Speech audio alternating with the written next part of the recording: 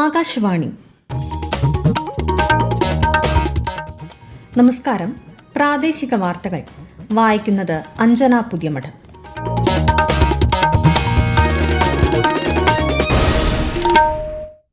പ്രധാന വാർത്തകൾ.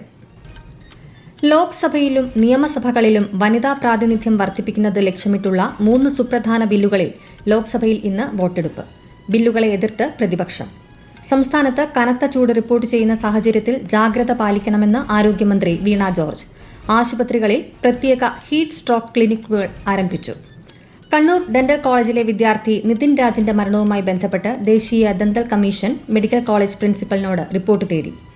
പശ്ചിമേഷ്യൻ സംഘർഷ പശ്ചാത്തലത്തിൽ ഇന്ത്യൻ പൌരന്മാരുടെയും നാവികരുടെയും സുരക്ഷ ഉറപ്പാക്കാൻ നടപടികൾ സ്വീകരിച്ചതായി കേന്ദ്ര സർക്കാർ. വിഷുപൂജകൾ പൂർത്തിയാക്കി ശബരിമല ക്ഷേത്രനട നാളെ അടയ്ക്കും. IPL ക്രിക്കറ്റിൽ ഇന്ന് Gujarat Titans Kolkata night Riders പോരാട്ടം. വാർത്തകൾ വിശദമായി. ഭരണഘടന 131 ഭേദഗതി ബിൽ 2026, കേന്ദ്രഭരണ പ്രദേശ നിയമങ്ങൾ ഭേദഗതി ബിൽ 2026, ഡീലിമിറ്റേഷൻ ബിൽ 2026 എന്നിവയിൽ ലോക്സഭയിൽ ചർച്ച തുടരുന്നു. ലോക്സഭയിലും നിയമസഭകളിലും സ്ത്രീകൾക്ക് 33% സംവരണം കൊണ്ടുവരുന്നതുമായി ബന്ധപ്പെട്ടാണ് ബില്ലുകൾ ലോക്സഭയിൽ അവതരിപ്പിച്ചത്. നാരി ശക്തി വന്ദൻ അധിനിയം യഥാർത്ഥത്തിൽ ഒരു വനിതാ സംവരണ ബില്ലല്ലെന്നും രാജ്യത്തെ തിരഞ്ഞെടുപ്പ് ഭൂപടം മാറ്റാനാണ് സർക്കാർ ശ്രമിക്കുന്നതെന്നും രാഹുൽ ഗാന്ധി ആരോപിച്ചു. അതേസമയം രാഹുൽ ഗാന്ധിയുടെ ചില പരാമർശങ്ങളെ സ്പീക്കർ ഓം ബിർള ചോദ്യം ചെയ്തു. പ്രധാനമന്ത്രിക്കെതിരായ രാഹുൽ ഗാന്ധിയുടെ പരാമർശങ്ങളെ രാജ്യരക്ഷാമന്ത്രി രാജ്നാഥ് സിംഗ് അപലപിച്ചു. രാഹുൽ ഗാന്ധിയുടെ പരാമർശങ്ങൾ പാർലമെന്ററി മര്യാദകൾക്ക് വിരുദ്ധമാണെന്ന് പാർലമെന്ററി കാര്യമന്ത്രി കിരൺ റിജിജു കുറ്റപ്പെടുത്തി. വനിതാ സംവരണത്തെ സ്ത്രീകൾ സമൂഹത്തിന് നൽകിയ സംഭാവനകൾക്കുള്ള അർഹമായ അംഗീകാരമായി കാണണമെന്ന് കേന്ദ്രമന്ത്രി HD കുമാരസ്വാമി പറഞ്ഞു. രാജ്യത്തിന്റെ വികസന യാത്രയിലും ഭാവി രൂപപ്പെടുത്തുന്നതിലും സ്ത്രീകൾ സുപ്രധാന പങ്കുവഹിക്കുന്നതായി ബില്ലുകളെ പിന്തുണച്ച് കേന്ദ്ര വനിതാ ശിശു വികസന മന്ത്രി അന്നപൂർണ ദേവി അഭിപ്രായപ്പെട്ടു. ബില്ലുകളിന്മേലുള്ള വോട്ടെടുപ്പ് ഇന്ന് നടക്കും. ബില്ലുകളിന്മേലുള്ള ചർച്ചയ്ക്ക് കേന്ദ്ര ആഭ്യന്തരമന്ത്രി അമിത്ഷാ മറുപടി നൽകുകയാണ്. രാജ്യസഭാ ഉപാധ്യക്ഷനായി നോമിനേറ്റഡ് അംഗം ഹരിവംശിനെ 3ാം തവണയും തിരഞ്ഞെടുത്തു. ഇത് സംബന്ധിച്ച പ്രമേയം കേന്ദ്രമന്ത്രി JP നഡ്ഡയാണ് അവതരിപ്പിച്ചത്. പക്വതയോടെ സഭാ നടപടികൾ നിയന്ത്രിക്കുന്ന വ്യക്തിയാണ് ഹരിവംശെന്ന് പ്രധാനമന്ത്രി നരേന്ദ്രമോദി അഭിപ്രായപ്പെട്ടു. സഭയിൽ പ്രതിപക്ഷത്തിന്റെ താൽപര്യങ്ങൾ സംരക്ഷിക്കപ്പെടുമെന്ന് പുതിയ ഉപാധ്യക്ഷൻ ഉറപ്പുവരുത്തുമെന്ന് പ്രതിപക്ഷ നേതാവ് മല്ലികാർജ്ജുൻ ഖർഗെ പ്രത്യാശ പ്രകടിപ്പിച്ചു. നടപടികൾ പൂർത്തിയാക്കി സഭ ഇന്നത്തേക്ക് പിരിഞ്ഞു. നിയമസഭാ തെരഞ്ഞെടുപ്പ് നടക്കുന്ന തമിഴ്നാട്ടിലും പശ്ചിമബംഗാളിലും പ്രചാരണം ഊർജിതം. ഇരു സംസ്ഥാനങ്ങളിലും ഈ മാസം 23-നാണ് വോട്ടെടുപ്പ്. 2 ഘട്ടമായി വോട്ടെടുപ്പ് നടക്കുന്ന പശ്ചിമബംഗാളിൽ ആദ്യഘട്ടത്തിൽ 152 മണ്ഡലങ്ങളിലാണ് വിധിയെഴുതുന്നത്. 2ാം ഘട്ട പോളിംഗ് ഈ മാസം 29-ന് നടക്കും. പശ്ചിമബംഗാളിൽ തൃണമൂൽ കോൺഗ്രസ് നേതാവും മുഖ്യമന്ത്രിയുമായ മമതാ ബാനർജി, മഹാരാഷ്ട്ര മുഖ്യമന്ത്രിയും BJP നേതാവുമായ ദേവേന്ദ്ര ഫട്നാവിസ് തുടങ്ങിയവർ വിവിധ പ്രചാരണ പരിപാടികളിൽ പങ്കെടുത്തു. സംസ്ഥാനത്ത് കനത്ത ചൂട് റിപ്പോർട്ട് ചെയ്യുന്ന സാഹചര്യത്തിൽ എല്ലാവരും ജാഗ്രത പാലിക്കണമെന്ന് ആരോഗ്യമന്ത്രി വീണ ജോർജ്. രാവിലെ 11 മണി മുതൽ വൈകുന്നേരം 3 മണി വരെ നേരിട്ട് സൂര്യപ്രകാശം ഏൽക്കാതിരിക്കാൻ ശ്രദ്ധിക്കണം. ചൂട് മൂലമുണ്ടാകുന്ന ആരോഗ്യ പ്രശ്നങ്ങൾ നേരിടുന്നതിന് പ്രധാന ആശുപത്രികളിൽ പ്രത്യേക ഹീറ്റ് സ്ട്രോക്ക് ക്ലിനിക്കുകൾ ആരംഭിച്ചിട്ടുണ്ട്. ക്ലിനിക്കുകളിൽ കൂളിംഗ് ഉപകരണങ്ങളുടെയും മരുന്നുകളുടെയും ലഭ്യത ഉറപ്പുവരുത്തിയിട്ടുണ്ടെന്നും മന്ത്രി അറിയിച്ചു. സംസ്ഥാനത്ത് ഏറ്റവും കൂടുതൽ ചൂട് അനുഭവപ്പെടുന്നതിനോടൊപ്പം തന്നെ വൈദ്യുതി ഉപയോഗത്തിലും റെക്കോർഡിട്ട് പാലക്കാട് ജില്ല. ദിവസേനയുള്ള വൈദ്യുതി ഉപയോഗത്തിൽ കഴിഞ്ഞ ദിവസം 60% വർധനയാണ് ജില്ലയിൽ രേഖപ്പെടുത്തിയത്. പാലക്കാട് ജില്ലാ പ്രതിനിധി ഫൈസൽ അലിമുത്ത് തയ്യാറാക്കിയ റിപ്പോർട്ട്. മുൻവർഷങ്ങളിൽ വേനൽക്കാലത്ത് 40% വർധനവ് മാത്രം ഉണ്ടായിരുന്നിടത്താണ് ഇത്തവണ അത് 60-ൽ എത്തിയിരിക്കുന്നത്. പാലക്കാട് സർക്കിളിന് കീഴിലുള്ള കഞ്ചിക്കോട്, ഷൊർണൂർ എന്നിവിടങ്ങളിലെ 220 kV സബ്സ്റ്റേഷനുകളിൽ നിന്നാണ് ജില്ലയിലെ എല്ലാ ഭാഗങ്ങളിലേക്കും വൈദ്യുതി വിതരണം ചെയ്യുന്നത്. നിലവിൽ കഞ്ചിക്കോട് സബ്സ്റ്റേഷനിൽ നിന്നുള്ള വൈദ്യുതി വിതരണം 360 മെഗാവാട്ടിന് മുകളിൽ എത്തിയിരിക്കുകയാണ്. വേനൽ തുടങ്ങുന്നതിന് മുൻപ് ഇത് 260 മെഗാവാട്ട് ആയിരുന്നു. കനത്ത ചൂട് തുടരുന്നതും വരും ദിവസങ്ങളിലും ജില്ലയിൽ ചൂട് ഉയരുമെന്ന മുന്നറിയിപ്പുള്ളതിനാലും വൈദ്യുതി ഉപയോഗം വീണ്ടും കൂടുമെന്ന് തന്നെയാണ് കരുതുന്നത്.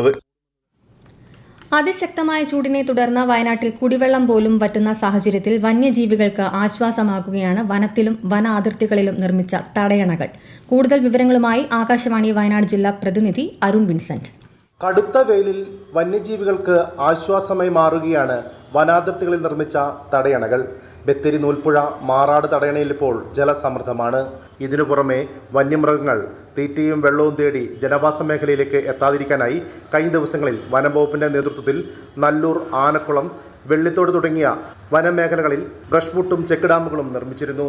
അടുത്തിടെയുണ്ടായ വേനൽ മഴയെ തുടർന്ന് ചെക്ക് ഡാമുകളിൽ ഇപ്പോൾ വെള്ളം നിറഞ്ഞിട്ടുണ്ട്. കേരളത്തിൽ ഒറ്റപ്പെട്ട ഇടങ്ങളിൽ ഈ മാസം 20, 21 തീയതികളിൽ ഇടിമിന്നലോടുകൂടിയ മഴയ്ക്ക് സാധ്യതയുള്ളതായി കേന്ദ്ര കാലാവസ്ഥാ വകുപ്പ്. ഇടിമിന്നൽ സാധ്യത മനസ്സിലാക്കാൻ കേന്ദ്ര കാലാവസ്ഥാ വകുപ്പ് തയ്യാറാക്കിയിട്ടുള്ള ദാമിനി മൊബൈൽ ആപ്പ് ഉപയോഗിക്കാവുന്നതാണ്. ഈ വാർത്തകൾ ആകാശവാണിയിൽ നിന്ന്. ആകാശവാണി വാർത്തകളും വാർത്താധിഷ്ഠിത പരിപാടികളും All India Radio News Thiruvananthapuram YouTube ചാനലിലും All India Radio News Thiruvananthapuram Facebook പേജിലും AR News_ തിരുവനന്തപുരം ഇൻസ്റ്റഗ്രാം അക്കൌണ്ടിലും AR News_TVM X ഹാൻഡിലും ലഭ്യമാണ്.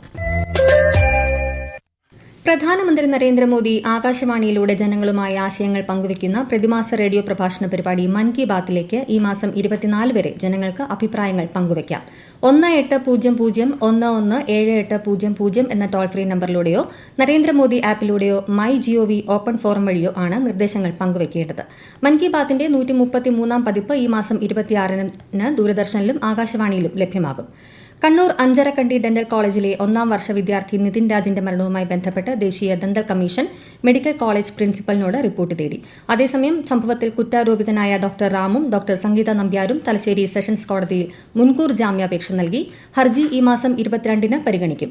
നിതിൻ രാജിന്റെ മരണവുമായി ബന്ധപ്പെട്ട് ലോൺ ആപ്പിനെതിരെ പോലീസ് കേസ് രജിസ്റ്റർ ചെയ്തിട്ടുണ്ട്. അഞ്ചരക്കണ്ടി മെഡിക്കൽ കോളേജിലെ വിദ്യാർത്ഥി നിതിൻ രാജിന്റെ വസതി സന്ദർശിച്ച സ്പീക്കർ AN ഷംസീർ കുടുംബത്തിന് ആവശ്യമായ എല്ലാ പിന്തുണയും ഉണ്ടാകുമെന്ന് അദ്ദേഹം പറഞ്ഞു. പശ്ചിമേഷ്യൻ സംഘർഷ പശ്ചാത്തലത്തിൽ ഇന്ത്യൻ പൌരന്മാരുടെയും നാവികരുടെയും സുരക്ഷ ഉറപ്പാക്കാൻ നടപടികൾ സ്വീകരിച്ചതായി കേന്ദ്ര സർക്കാർ. 2400-ലധികം ഇന്ത്യൻ നാവികരെ സുരക്ഷിതമായി നാട്ടിലെത്തിച്ചതായും ഷിപ്പിംഗ് മന്ത്രാലയം അറിയിച്ചു. അതേസമയം രാജ്യത്ത് ഇന്ധനക്ഷാമം ഉണ്ടാകുമെന്ന അഭ്യൂഹങ്ങൾ അടിസ്ഥാനരഹിതമാണെന്ന് പെട്രോളിയം മന്ത്രാലയം വ്യക്തമാക്കി. പെട്രോൾ, ഡീസൽ, LPG എന്നിവയുടെ മതിയായ ശേഖരം രാജ്യത്തുള്ളതായും റിഫൈനറികൾ തടസ്സമില്ലാതെ പ്രവർത്തിക്കുന്നതായും മന്ത്രാലയം അറിയിച്ചു. വിഷു പൂജകൾ പൂർത്തിയാക്കി ശബരിമല അയ്യപ്പ ക്ഷേത്രനട നാളെ അടയ്ക്കും. ഇന്ന് വൈകിട്ട് സഹസ്രകലശ പൂജ നടന്നു. വിശദാംശങ്ങളുമായി ആകാശവാണി പത്തനംതിട്ട ജില്ലാ പ്രതിനിധി ശ്രീജി S. ശ്രീധർ തയ്യാറാക്കിയ റിപ്പോർട്ട്. നട തുറന്ന് 7ാം ദിനമായ ഇന്നും വലിയ തിരക്കാണ് സന്നിധാനത്ത് അനുഭവപ്പെട്ടത്. മേട വിഷുപൂജകൾക്കായി തുറന്ന നട നാളെ രാത്രി 10-ന് അത്താഴപൂജയ്ക്ക് ശേഷം ഹരിവരാസനം പാടി അടയ്ക്കും. ഇന്ന് വൈകിട്ട് സഹസ്രകലശ പൂജ നടന്നു. മാസപൂജാ സമയങ്ങളിൽ മുടക്കമില്ലാതെ തന്ത്രിയുടെ മുഖ്യ കാർമ്മികത്വത്തിൽ നടക്കുന്ന പൂജയാണിത്. നാളെ സഹസ്രകലശാഭിഷേകം നടക്കും. നാളെ നടയടച്ചാൽ ഇടവമാസ പൂജയ്ക്കായി നട വീണ്ടും അടുത്ത മാസം 14-ന് തുറക്കും. ഇന്ത്യയിൽ നിന്നുള്ള ഈ വർഷത്തെ ഹജ്ജ് തീർത്ഥാടനത്തിന് നാളെ തുടക്കമാകും. ആദ്യ സംഘം നാളെ സൌദി അറേബ്യയിലേക്ക് തിരിക്കും. രാജ്യത്തെ വിവിധ കേന്ദ്രങ്ങളിൽ നിന്നായി 1,75,000-ലധികം തീർത്ഥാടകരാണ് ഇത്തവണ ഹജ്ജ് കർമ്മത്തിൽ പങ്കെടുക്കുന്നത്.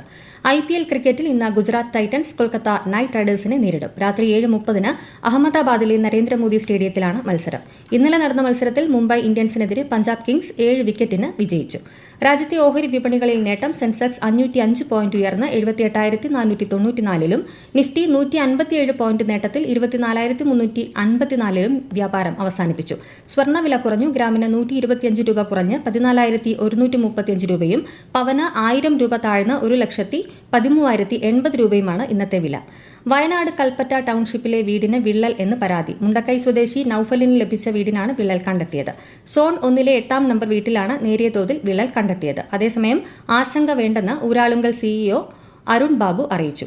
കോട്ടയം തണ്ണീർമുക്കം ബണ്ടിന്റെ ഷട്ടറുകൾ തിങ്കളാഴ്ച മുതൽ ഘട്ടം ഘട്ടമായി തുറക്കുന്നതിന് ജില്ലാ കളക്ടർ K. ഇമ്പശേഖർ ഉത്തരവായി. ഷട്ടറുകൾ തുറക്കുന്നതിനുള്ള നടപടികൾ സ്വീകരിക്കുന്നതിന് ആലപ്പുഴ ഇറിഗേഷൻ മെക്കാനിക്കൽ വിഭാഗം എക്സിക്യൂട്ടീവ് എഞ്ചിനീയറെ ചുമതലപ്പെടുത്തി. പ്രധാന വാർത്തകൾ വീണ്ടും. ലോക്സഭയിലും നിയമസഭകളിലും വനിതാ പ്രാതിനിധ്യം വർദ്ധിപ്പിക്കുന്നത് ലക്ഷ്യമിട്ടുള്ള 3 സുപ്രധാന ബില്ലുകളിൽ ലോക്സഭയിൽ ഇന്ന് വോട്ടെടുപ്പ്. ബില്ലുകളെ എതിർത്ത് പ്രതിപക്ഷം. സംസ്ഥാനത്ത് കനത്ത ചൂട് റിപ്പോർട്ട് ചെയ്യുന്ന സാഹചര്യത്തിൽ ജാഗ്രത പാലിക്കണമെന്ന് ആരോഗ്യമന്ത്രി വീണ ജോർജ്. ആശുപത്രികളിൽ പ്രത്യേക ഹീറ്റ് സ്ട്രോക്ക് ക്ലിനിക്കുകൾ ആരംഭിച്ചു. കണ്ണൂർ ഡെന്റൽ കോളേജിലെ വിദ്യാർത്ഥി നിതിൻ രാജിന്റെ മരണവുമായി ബന്ധപ്പെട്ട് ദേശീയ ദന്തൽ കമ്മീഷൻ മെഡിക്കൽ കോളേജ് പ്രിൻസിപ്പലിനോട് റിപ്പോർട്ട് തേടി. പശ്ചിമേഷ്യൻ സംഘർഷ പശ്ചാത്തലത്തിൽ ഇന്ത്യൻ പൌരന്മാരുടെയും നാവികരുടെയും സുരക്ഷ ഉറപ്പാക്കാൻ നടപടികൾ സ്വീകരിച്ചതായി കേന്ദ്ര സർക്കാർ. വിഷുപൂജകൾ പൂർത്തിയാക്കി ശബരിമല ക്ഷേത്രനട നാളെ അടയ്ക്കും. IPL ക്രിക്കറ്റിൽ ഇന്ന് Gujarat Titans Kolkata night Riders പോരാട്ടം. പ്രാദേശിക വാർത്തകൾ കഴിഞ്ഞു. അടുത്ത വാർത്താ പ്രക്ഷേപണം രാത്രി 7:25-ന്.